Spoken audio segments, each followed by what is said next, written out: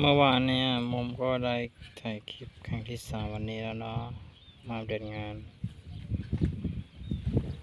กำลังเข้าแบบเทคานข้างบนจะเสร็จแล้วครับพี่น้อง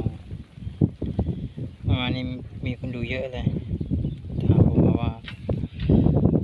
เสร็จเมื่อไหร่จะเสร็จแล้วครับต่อเสาของผมก็เสร็จแล้ว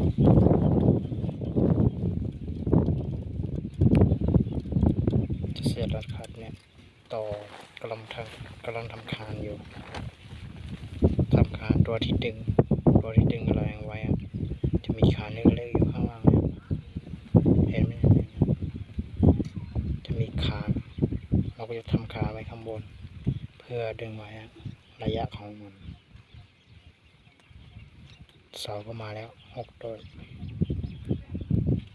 ปลายรอดู